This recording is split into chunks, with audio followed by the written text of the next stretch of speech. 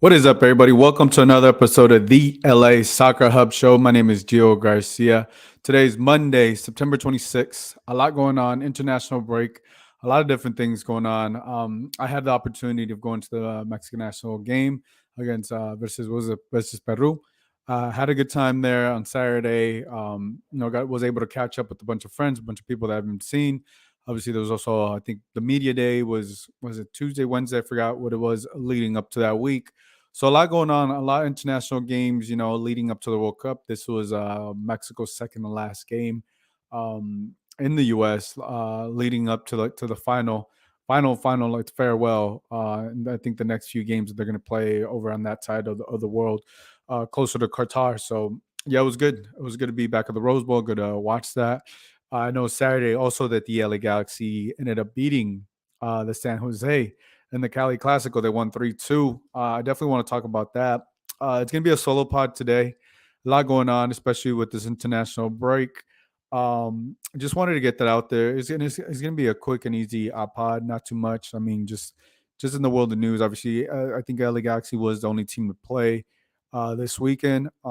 They got a big win. They're really rolling right now, and I think they're having momentum right now, leading up to the playoffs. So we're definitely going to get into that. I do want to talk about the goals that they were able to score, because I think to me was one of the biggest things that kind of just stood out for all these different things. And I think at the start of the game, the thing that I find I found very amusing when I was watching all this and social media was that the Seattle Sounders supporters group ended up doing coming out with the tifo. Ended up coming out with the tifo, a clown tifo. Let me see if we could play it here. We have a clown tifo right there. If you guys can see that, that says the LA Circus, the same clowns, different costumes. Obviously, that definitely motivated Chicharito. You'll see right here in the first play. He ends up, gets the run. Oh, he cuts back, scores the goal. Then he goes over there and celebrates in front of the fans, just pretty much just to rub it in the face. And I think obviously at the end of the press call, he definitely said that was definitely a motivating factor.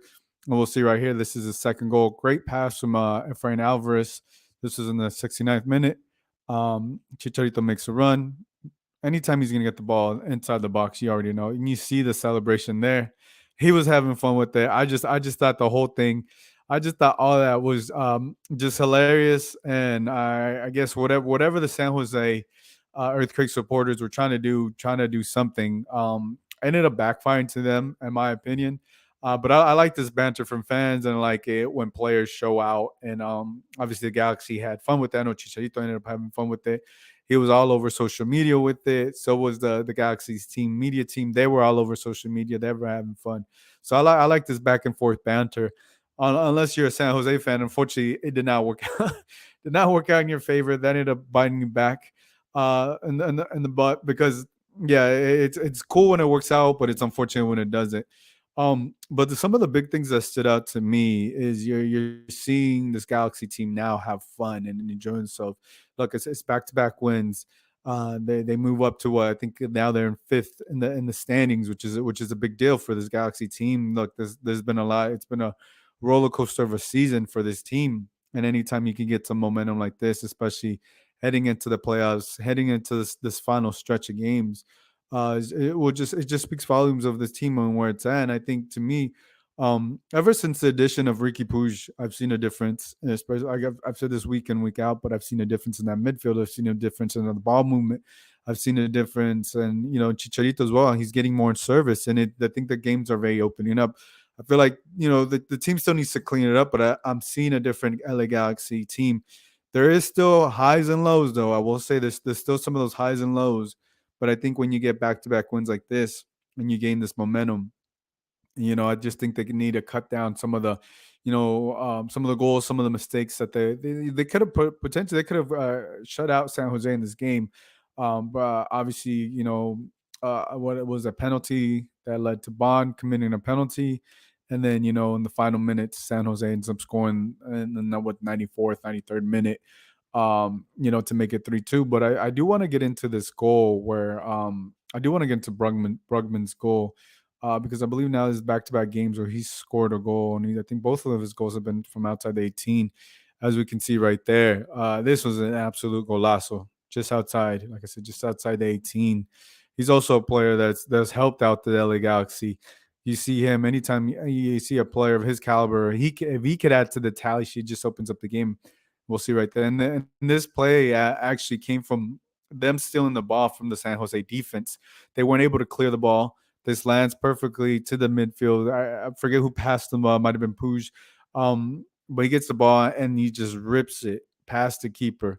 No, it was Marky Delgado that I believe passed it to him. Yeah, rips it past the keeper, and this was just absolute thing of beauty. And I think this is what you want. If you have players like Brugman, if you have players like Puig, Delgado, these guys can start adding to the tally sheet, not just be just facilitators. I think it just opens up the game for them much more, and it eases off some of that pressure of Chicharito to having to be the guy to score everything.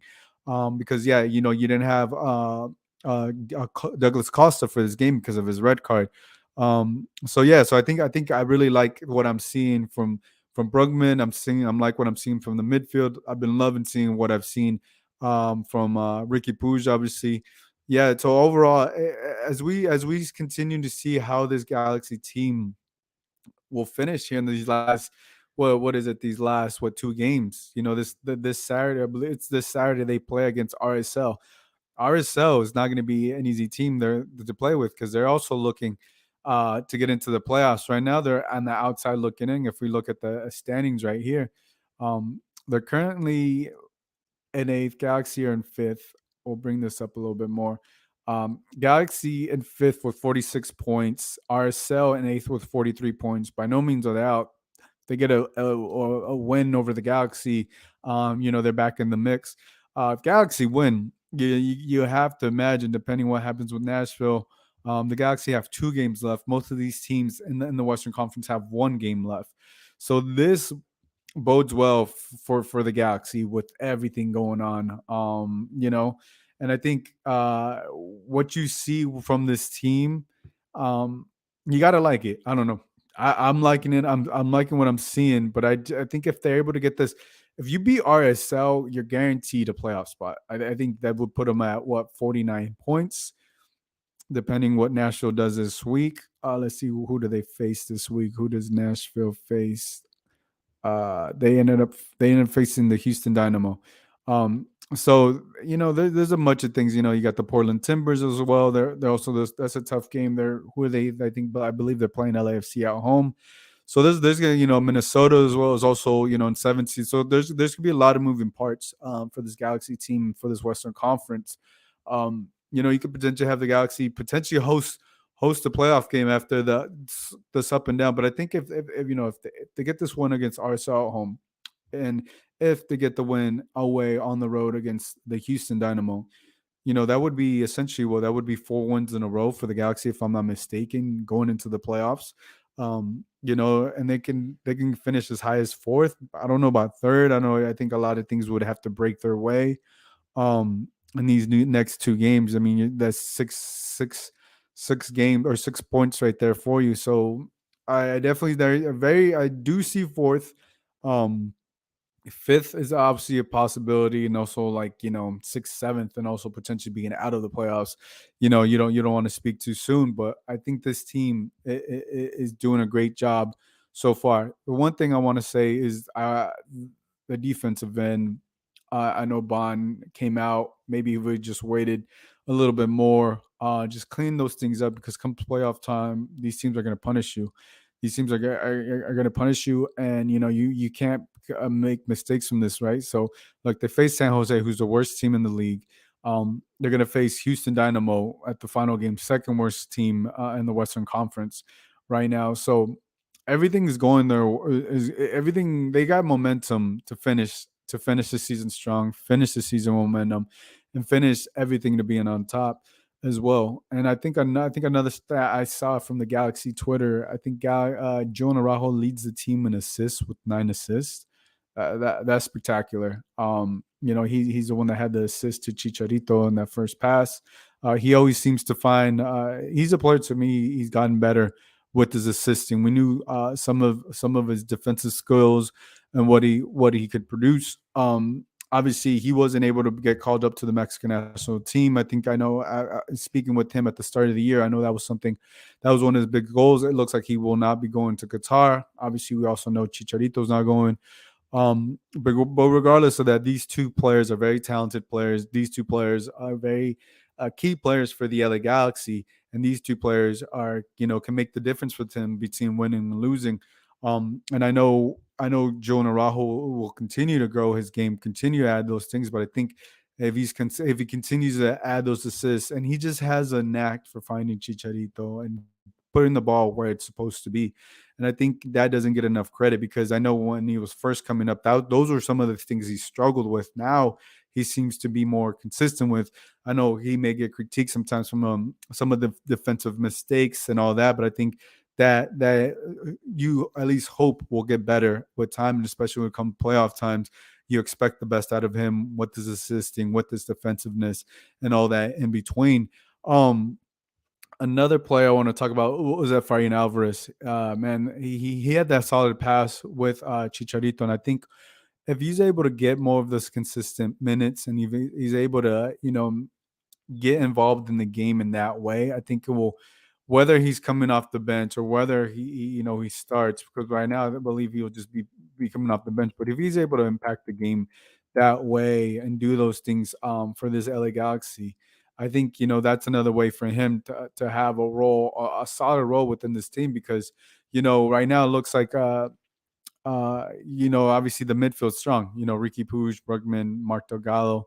That seems to be the guys, and Douglas Costa comes in. Where does he fit in as well? So there's a lot of moving parts as well. So you also had the pairing, Derek Williams, Koulibaly did a solid job as well. So overall, like I said, I keep repeating this, but I like where this Galaxy's team is headed. I like what they're doing. They just got to keep it going. They just got to keep it going. And if they're able to finish 4 games, when able to win 4 games in a row, I think that will speak volumes of this team, because of all the up and downs that's been happening with this team. They definitely need some of that strong momentum to get them to the end. They ended up beating Colorado 4-1, San Jose 3-2. Now let's see what happens in these final 2 games. But yeah, I think that's what I've seen from so far from this team. That's what I saw from this weekend from them, and they're having fun. Like I said, that's the most important thing. These guys are having fun again, and that's what you want from these guys. That's what you want from a team that's been struggling up and down, that things haven't been going their way. And essentially, the Galaxy have just been playing with one DP. Realistically, Chicharito's been the only one that's been able to do all these things for them. Kevin Cabral has not been anywhere he's not been the DP. Everybody knows that he's not been the DP that people expected him to be. Douglas Costa, we've talked about him. He's committed quite a few errors. And for all those things, for Chicharito not to be called up to the Mexican national team, I know that's something he definitely wanted this year, this season. Unfortunately, it did not work for him. He's not going to Qatar the World Cup, but he does have a impact to make with this. And look, yeah, you see him, the way he was celebrating with the clown, with the clown celebration there. So, yeah, man, it's insane how this Galaxy team could finish as high as fourth. And they've only done it essentially with one DP. Like, you could only imagine if you had two other DPs, consistent DPs, this team could look a lot different, because because I want to see how deep they make the run of the playoffs, and if, let's say, Douglas Costa has any impacts a game with them in the playoffs, which I feel like he could do. Kevin Cabral, I think pretty much everybody has lost hope. Unfortunately, to me, he's just not DP quality. He in this game, he also had, I think, Chicharito passed him the ball inside the box, and instead of either cutting it across or getting the ball on target, he hits the side of the net. So it's been an ongoing thing with Kevin Cabral, and something that I don't think anybody is gonna want to get used to, or any Galaxy fan would like to have him back next season, because of just the poor performance he's had over this his first two season looks. There's 3 more years on that. What was it, that 5 year deal, which is to me is just insane. But I think, like I said, it's essentially been one DP. And it's been Chicharito for as much of the critique he gets and much of all that. I think to me he's been solid. He ended up scoring 2 goals. He got a brace in this game. He scored 17 goals so far in the season with 2 games left. He could get about he could finish off the season with more goals than that. You get up to 20, depending how these next 2 games finish off. And to me, that'd be a solid performance from your DP player. Then obviously, depending what happens in the playoffs and in this offseason, because Chicharito is in his final year of his contract, everything. And, I think he'd be a hard player to replace. But obviously, Ricky Puig is definitely going to get a DP contract. Douglas Costa is expected to come back. And Kevin Cabral, I think that whole Kevin Cabral thing has been a difficult pill to swallow, but we'll see what happens in these final 2 games, and we would all assume in the playoff if the Galaxy make it. But yeah, guys, that's all the time we have. Like I said, it was going to be a quick pod just about this, just a quick international break. I know I've been doing the podcast a little bit. Just I switching up the schedule. It's just a lot of things going on my end personally, just moving around, just with work stuff, and it just works out better to pre-record the show instead of doing a live show. So maybe that's some of the things that'll continue moving forward.